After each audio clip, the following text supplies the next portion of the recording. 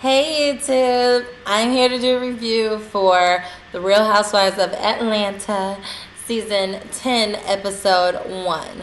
I have not done a Real Housewives review in so long, but it keeps my attention. So, let's get started.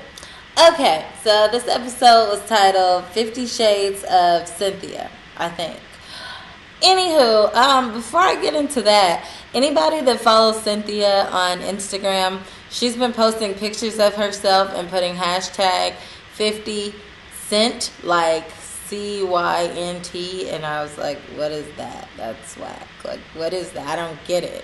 I guess it was supposed to be 50 like Cynthia, but like she should have just put hashtag 50 Cynthia, because when you do hashtag 50 Cent, like I'm going to think of the rapper 50 Cent, which... whatever. Maybe it was just me, but I didn't think it was that clever. She should have put 50 Shades of Cynthia. Like, I don't know. Maybe that's... y'all, just whatever. Anywho, starts off with Cynthia. She's in her beautiful lake house, while everyone else last year was gushing over Chateau Charay and More Manor. Cynthia was over here, like, moving like in silence, getting the best house of them all, with land and a lake and everything. I mean, she got divorced, but she came up off of that. So she is at her house. Nene comes and rings the doorbell because I guess they're good girlfriends again, which is good because they were really friends at one point. They had a falling out, and I think they're trying to make their way back there. Nene has basically accepted that Kenya and Cynthia are friends. No matter how genuine she thinks it is, she's accepted it, and that is how everyone is able to move forward. So they come in, they're like catching up with each other. Of course, the main topic is the fact that Kenya has supposedly gotten married, and this came out in the blogs. Cynthia had no idea about it. She didn't find out until everyone else found out in the blogs, but apparently they're supposed to be good girlfriends. Okay. So, of course, like, Nene is, like, questioning that. Like, okay, I thought y'all was friends, but you didn't know either. Okay, so have you met him? Cynthia's like, no, but I'm really happy for her, and I do think it's real. They've been dating, like, 9 months. 9 months or like a year. No, that's not possible. Okay, maybe 6 months. Okay, maybe 4 months. And Nene is like, how'd you go from 9 months to 4 months? Like, is this real? And she said, I think it's real, but child, she gonna have to produce some receipts, but I think it's real. Okay, whatever. Cynthia still doesn't even know the guy's name, although this is supposed to be like one of your BFFs, but I digress. Anyway, so of course Kenya is on her way over there, but she has no idea that Nene is going to be there. So of course the questions are going to come. Just start shooting out. So Kenya comes in. She gets shocked to see Nene, and like they give each other a hug and everything. And I didn't know that they were friends again, but they kind of have a love-hate relationship, and they're also really fake with each other, so you just never know. I expected them to hug, though. So, of course, Nene is asking Kenya, like, did you get married? She's like, yes, I did. Well, what's his name? His name is Baby. I call him Baby. Of course, we find out later on in the episode his name is, like, Mark something. I don't know. She posted it on her Instagram, but he's a restaurant owner or something like that. But Kenya wants to keep it out of the spotlight because she doesn't want her marriage to be messed up, and they want to keep it on the low. But she's so happy she's found someone that she's in love with, and yada, yada, yada. And for Kenya's sake, like, we want this to be real because this is what she's really wanted for a long time. So let's just hope for the best. Okay, anywho, so moving on to Charay. So Charay and Nene meet up, and when they meet up, Charay has on this like necklace that says love on it, and Nene is like, girl, what is that about? Now, of course, like the fact that they're even like laughing and joking and even asking personal questions to each other, they've come a long way because they used to be enemies. Now they're kind of like frenemies. Like they get along, but like they still don't tell each other like the real tea. So they met up with each other because Nene is like coming up with like this. She's like gonna open a boutique, and Charay is like, Been there, done that. Got the t-shirt. Mine's is a little more upscale, but this is cute. So they have constant shade. But then they start talking about, Kenya's supposed marriage. That's a topic of discussion this episode. And then they start talking about Portia. And, so they're like, Sheree asked Nene, when was the last time you talked to Portia? She's like, I really don't know. Like, I guess she got a problem with me. Like, I don't know. Like, I haven't said much to the girl in about 2 years. She got mad because I gave her a good piece of advice. And at the last reunion, or 2 reunions ago, she didn't want to accept it. She got mad after that. And then she been talking about me on Dish Nation and all this and that. So, I don't know. So, Sheree's like, y'all gonna have to have a conversation. Okay, she's like, I guess, child. Okay, whatever. So, next thing you know, take us over to Portia. So, Portia is at her house. Her sister, Lauren, that had the baby, and her cousin come over because Portia, she's on Dish Nation every single day. But she has decided to go a step further and have her own podcast. So, it's supposed to be like a podcast basically to get to know Portia. People send in questions, they answer them. Portia's her fun, like happy, like sometimes ditzy self, and apparently like she has a good time doing it. So kudos to her. Yeah, I really do like Portia. Okay, so next thing you know, like once the podcast is over, her sister Lauren asked her like, oh, when was the last time you talked to Phaedra? She's like, she just talked to Phaedra on some like, I think Phaedra might have reached out to her on her birthday or something and said, girl, you looking good in that swimsuit. Hope all is going well, yada, yada, yada. Phaedra has reached out to her like at least like 5 times since the whole incident at the reunion last year. So, of course, like, Portia is still feeling some type of way because she really let Phaedra into her life as like a real friend and the intimate details of her life, and she just didn't expect Phaedra to use her as a pawn like that to get back at Kandi.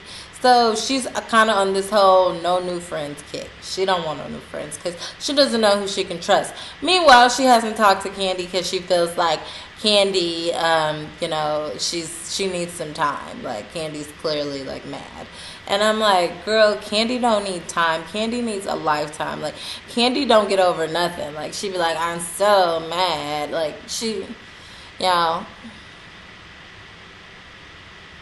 don't even waste your time. Okay, so, Kandi is the queen of holding grudges.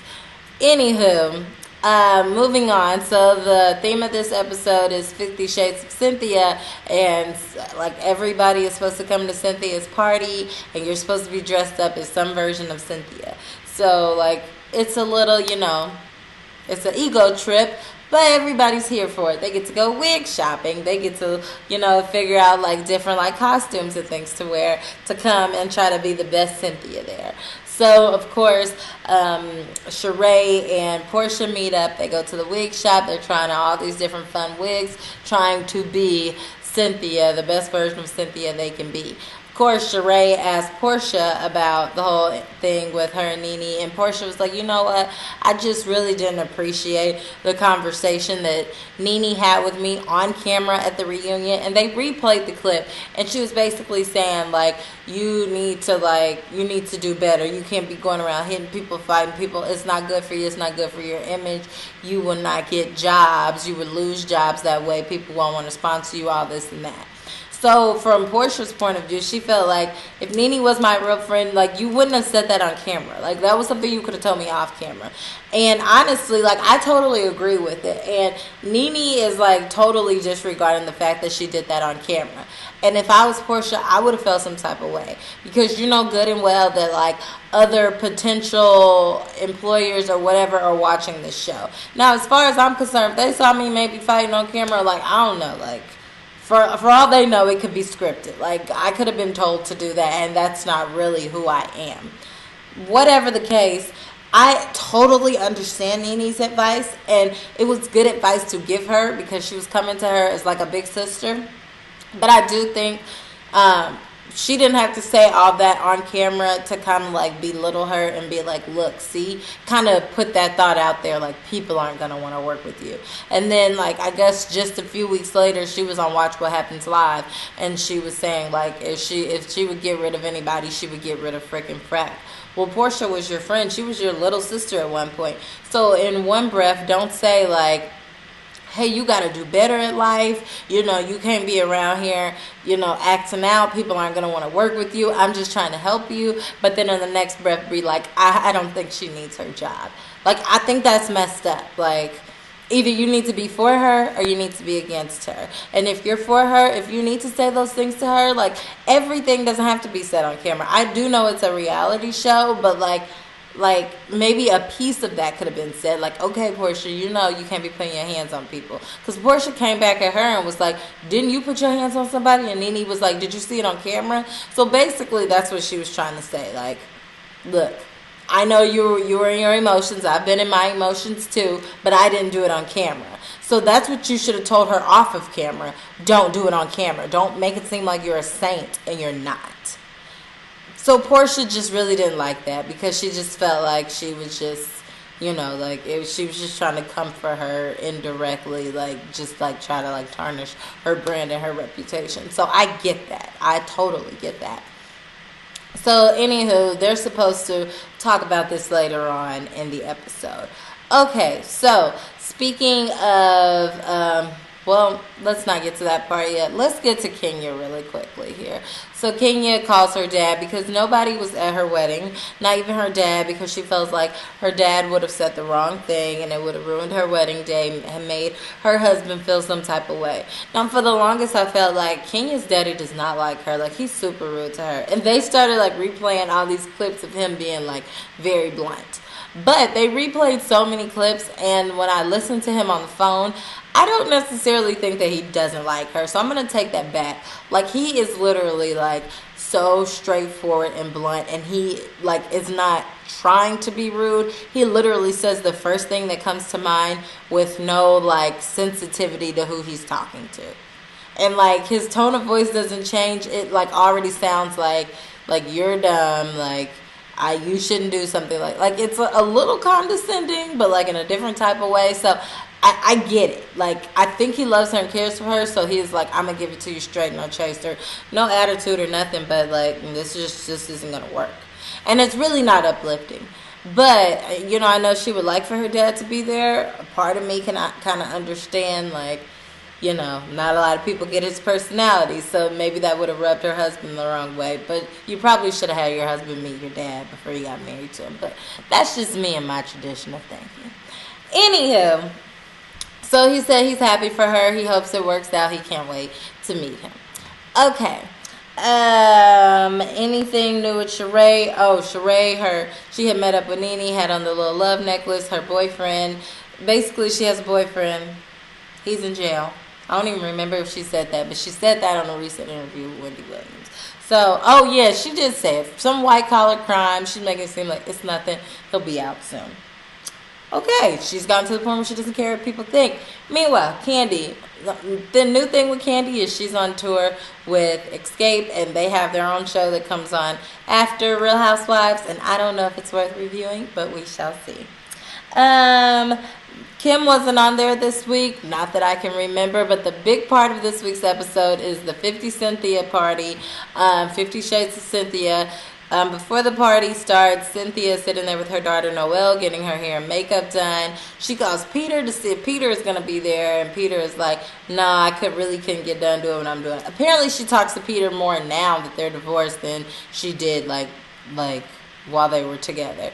And she's like, oh, I wanted you to be there. You know, this is the first birthday you're going to miss in a long time. And I'm like, Cynthia, you're going to have to stop. Like, make up your mind. Like, you were the one that didn't want to be with him. So, like, you got to, like, kind of, like, break that connection. And, like, meanwhile, I think that Peter wanted to be with her. But since she made the decision, he doesn't want to make it harder on himself because she's not going to want to get back with him. So, he just distanced himself. So, which is why he said he's too busy to come. He's in North Carolina, South Carolina, wherever he is.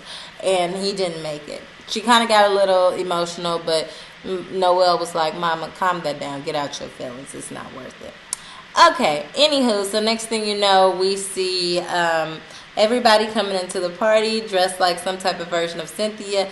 Candy really did have the best outfit. She had these Coke bottles in her hair. It just looked just like one of Cynthia's modeling pictures. It was great. So she won for the best Cynthia. Meanwhile, you can't have a party without drama on Real Housewives. So we see Portia and, well, first of all, Candy was like feeling some type of way, like, I don't want to be fake. I'm not about to sit around Portia while she's laughing and giggling. Like, yo, Candy needs to smile sometimes. But anywho, Nene and Portia attempt to talk. Portia wants to take it back to 3 weeks. Nene wants to take it back to the beginning because she feels like Portia started acting funny towards her the moment she started hanging out with Phaedra. They shaded Phaedra a lot this episode. So she wasn't there, but her presence was still there. Yeah, I like Phaedra. I don't like what she did last season, but I do like Phaedra. Either way, that conversation really didn't get anywhere. As far as they're concerned, the door on that friendship is closed. They're not going to see eye to eye. It's done. Which, you know, I've already told y'all my portion of it. I don't really see if this is going anywhere. But for the sake of their friendship that was real at one point, and it was big sister, little sister, I hope they do come to a common ground. And maybe there's an apology on both sides. So, anywho, that being said, like, comment, and subscribe. Check me out at mrsblogaholic.com.